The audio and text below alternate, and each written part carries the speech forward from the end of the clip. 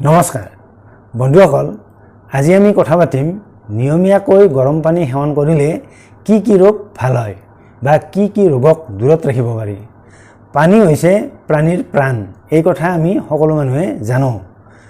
আমি সুস্থ হৈ থাকিবলৈ হ'লে বা বিভিন্ন ৰোগক দূৰত ৰাখিবলৈ হ'লে আমাৰ শৰীৰ কাৰ্যবোৰ অৰ্থাৎ আমাৰ শৰীৰত যিবোৰ মেটাবলিজম চলি থাকে সেই মেটাবলিজমবোৰ সঠিকভাৱে চলি থাকিব লাগিব।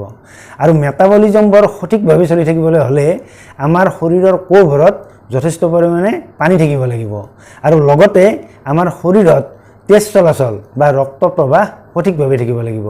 কিয়নো যিহেতু ৰক্তৰ হিমোগ্লোবিন ভাগে আমাৰ শৰীৰত অক্সিজেন যোগান ধৰে আৰু আমাৰ শৰীৰৰ কোষবোৰত চলি থকা কাৰ্যবোৰ সঠিকভাৱে চলি থাকিবলৈ হ'লে পানীৰ লগতে অক্সিজেনো সঠিকভাৱে যোগান পাই থাকিব লাগিব।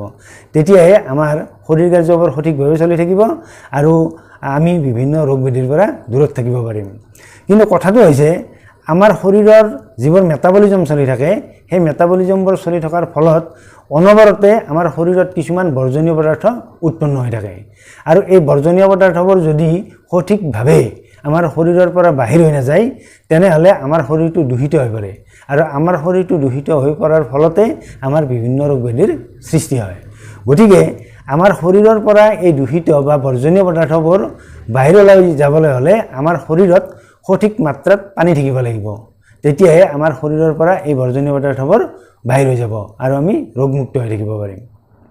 চিকিৎসা বিজ্ঞানীসকলে কৈছে নিয়মিতভাৱে যদি গৰম পানী সঠিক মাত্ৰাত সেৱন কৰা হয় তেনেহ'লে আমাৰ শৰীৰৰ মেটাবলিজমবোৰ সঠিকভাৱে চলে আৰু লগতে আমাৰ ৰক্ত প্ৰবাহ সঠিকভাৱে চলে আৰু আমাৰ শৰীৰত জমা হোৱা বৰ্জনীয় পদাৰ্থবোৰ সঠিকভাৱে শৰীৰৰ পৰা ওলাই যায় আৰু ইয়াৰ ফলতে আমাৰ শৰীৰ দূষিত নোহোৱাকৈ থাকে আৰু শৰীৰ দূষিত নোহোৱাকৈ থাকিলে আমাৰ শৰীৰো ৰোগমুক্ত হৈ থাকে বা বিভিন্ন ৰোগক দূৰত ৰাখিব পাৰি। এতিয়া কথাটো হৈছে আমি কিমান উষ্ণতাৰ পানী আৰু কিমান পৰিমাণৰ পানী দৈনিক সেৱন কৰা উচিত। আচলতে আমি দৈনিক 2 লিটাৰৰ পৰা 2.5 লিটাৰ পানী এজন প্ৰাপ্তবয়স্ক মানুহে সেৱন কৰিব লাগে আৰু যি টেম্পাৰেচাৰক বা যি উষ্ণতাক আমি কুহুমীয়া গৰম পানী বুলি কওঁ সিমান উষ্ণতাৰ পানীহে আমি সেৱন কৰিব লাগে। তাতকৈ বেছি উষ্ণতাৰ পানী সেৱন কৰিব নালাগে। কিয়নো বেছি উষ্ণতাৰ পানী সেৱন কৰিলে আমাৰ জিভাত বা আমাৰ খাদ্যনলীত আমাৰ ক্ষতি হ'ব পাৰে। সেইবাবে আমি সদায় কুহুমীয়া গৰম পানীহে সেৱন কৰিব লাগে আৰু এই কুহুমীয়া গৰম পানী সেৱন কৰাৰ কিছুমান নিয়ম আছে। ৰাতিপুৱা শুই উঠিয়েই বাহি মুখত অৰ্থাৎ মুখ নোধোৱাকৈ আমি 2 গিলাচ কুহুমীয়া গৰম পানী সেৱন কৰিব লাগে। তাৰপিছত দিনটোত আমি এগিলাচকৈ যেতিয়া আমাৰ পিয়াহ লাগে বা পিয়াহ নালাগিলেও আচলতে আমি নিৰ্দিষ্ট সময় উলিয়াই আমি এগিলাচকৈ কুহুমীয়া গৰম পানী সেৱন কৰিব লাগে। তেতিয়াহে আমাৰ শৰীৰত সঠিক পৰিমাণে পানী থাকে। আৰু এতিয়া এই নিয়মীয়াকৈ গৰম পানী সেৱন কৰাৰ ফলত আমি কি কি ৰোগৰ পৰা আৰোগ্য লাভ কৰিব পাৰোঁ বা কি কি ৰোগক দূৰত ৰাখিব পাৰোঁ সেই বিষয়ে কথা পাতোঁ আহক। নিয়মীয়াকৈ কুহুমীয়া গৰম পানী সেৱন কৰিলে তেজত কলেষ্টৰেল অৰ্থাৎ যাক আমি বেয়া কলেষ্টৰেল বুলি কওঁ LDL আৰু লগতে ট্ৰাইগ্লিচাৰাইড জমা নহয় আৰু তেজত LDL বা ট্ৰাইগ্লিচাৰাইড জমা নোহোৱাৰ ফলত আমাৰ ৰক্ত প্ৰবাহ সঠিকভাৱে হয় আৰু ৰক্ত প্ৰবাহ সঠিকভাৱে হ'লে আমাৰ শৰীৰত উচ্চ ৰক্তচাপৰ সৃষ্টি নহয়। গতিকে যিসকল লোকে উচ্চ ৰক্তচাপত ভুগি আছে তেওঁলোকে যদি নিয়মিতভাৱে এই কুহুমীয়া গৰম পানী সেৱন কৰে তেনেহ'লে তেওঁলোকৰ উচ্চ ৰক্তচাপ ভাল হৈ যায় আৰু লগতে যিহেতু তেজত কলেষ্টৰেল জমা নহয় বা ট্ৰাইগ্লিচাৰাইড জমা নহয় আমাৰ হাৰ্টৰ স্বাস্থ্যও ভালে থাকে। গতিকে নিয়মিতভাৱে কুহুমীয়া গৰম পানী সেৱন কৰিলে উচ্চ ৰক্তচাপৰ সমস্যা লগতে নিম্ন ৰক্তচাপৰ সমস্যাও আমাৰ কেতিয়াও নহয় আৰু কলেষ্টৰেলৰ সমস্যাও নহয়।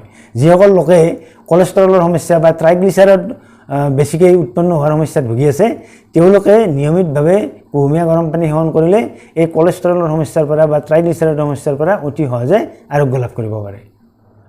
কুহুমীয়া গৰম পানী সেৱন কৰিলে যিহেতু শৰীৰ কাৰ্য বা মেটাবলিজমবোৰ সঠিকভাৱে চলে গতিকে পেনক্ৰিয়াছ গ্ৰন্থিৰ কোষবোৰেও কামবোৰ সঠিকভাৱে চলাই নিয়ে আৰু পেনক্ৰিয়াছ গ্ৰন্থিৰ কামবোৰ সঠিকভাৱে চলাৰ ফলত পেনক্ৰিয়াছ গ্ৰন্থিৰ পৰা নিঃসৰিত হোৱা ইনচুলিন হৰমনৰ পৰিমাণো সঠিকভাৱে থাকে আৰু ইনচুলিন হৰমনৰ পৰিমাণ সঠিকভাৱে থকাৰ ফলত ডায়েবেটিছ ৰোগৰ সৃষ্টি নহয় আৰু যিসকলে ডায়েবেটিছ ৰোগত ভুগি আছে তেওঁলোকেও অতি সোনকালে ডায়েবেটিছ ৰোগক নিয়ন্ত্ৰণলৈ আনিব পাৰে যদিহে নিয়মীয়াকৈ কুহুমীয়া গৰম পানী সেৱন কৰে।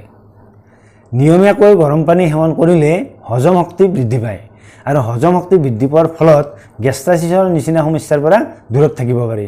লগতে কনষ্টিপেশ্যনৰ নিচিনা সমস্যাও নহয় বা হ'লেও অতি সোনকালে ভাল হৈ যায়। ইয়াৰ উপৰি যিসকল লোকে মাইগ্ৰেন বা মূৰৰ বিষত ভুগি থাকে তেওঁলোকে এই মাইগ্ৰেন বা মূৰৰ বিষৰ পৰাও অতি সহজে আৰোগ্য লাভ কৰিব পাৰে। নিয়মীয়াকৈ কুহুমীয়া গৰম পানী সেৱন কৰিলে ইউৰিক এচিডৰ নিচিনা সমস্যা অতি সহজে ভাল হৈ যায়। লগতে যিসকলে গাউট বা জইণ্ট পেইণ্টৰ নিচিনা সমস্যাত ভুগি থাকে তেওঁলোকৰ এনেধৰণৰ সমস্যা অতি সহজে ভাল হৈ যায় বা নিয়মীয়াকৈ সেৱন কৰাৰ ফলত এনেধৰণৰ সমস্যাৰ পৰা দূৰত থাকিব পাৰি। নিয়মীয়াকৈ গৰম পানী সেৱন কৰিলে ছালৰ স্বাস্থ্যও ভালে থাকে। নিয়মীয়াকৈ কুহুমীয়া গৰম পানী সেৱন কৰিলে যিহেতু ছালত ৰক্ত চলাচল বৃদ্ধি পায় আৰু ছালত ৰক্ত চলাচল বৃদ্ধি পোৱাৰ ফলত ছালৰ বিভিন্ন ধৰণৰ ৰোগবোৰ যেনে ছাল কোচ খোৱা বা ছালত ফাপৰে ধৰা বা ছালত ব্ৰণ উঠা এনেধৰণৰ সমস্যাৰ পৰা অতি সহজে আৰোগ্য লাভ কৰিব পাৰি বা এনেধৰণৰ ৰোগবোৰক দূৰত ৰাখিব পাৰি। মন কৰিবলগীয়া কথাটো হৈছে এই কুহুমীয়া গৰম পানী সেৱন কৰাত এটা বিশেষ পদ্ধতি অৱলম্বন কৰিব লাগে। আচলতে একেলগে ঢোকাই এই কুহুমীয়া গৰম পানী সেৱন কৰিব নালাগে। আমি যিদৰে চাহ খাওঁ চিপকৈ তেনেদৰে এঠাইত বহি লৈ এই চিপকৈ খাব লাগে। তেতিয়াহে আচলতে এই কুহুমীয়া গৰম পানী খোৱাৰ সৰ্বাধিক স্বাস্থ্য উপকাৰিতা লাভ কৰিব পাৰি। বন্ধুসকল, আপোনালোকে যদি আজিৰ ভিডিঅ'টো চাই ভাল পাইছে তেনেহ'লে ভিডিঅ'টো শ্বেয়াৰ কৰিব বুলি আশা কৰিলোঁ। লগতে কুহুমীয়া গৰম পানী নিয়মীয়াকৈ সেৱন কৰি আপোনালোকে উপকৃত হ'ব পাৰিলে না নোৱাৰে সেই খবৰো মোক কমেণ্ট বক্সত কমেণ্ট কৰি জনাব বুলি আশা কৰিলোঁ। লগতে আমাৰ চেনেলটো ছাবস্ক্ৰাইব কৰি থ'বলৈও আপোনালোকক অনুৰোধ জনালোঁ। অন্য এটা ভিডিঅ'ত লগ পোৱাৰ আশাৰে আজিলৈ সামৰিছোঁ। ধন্যবাদ।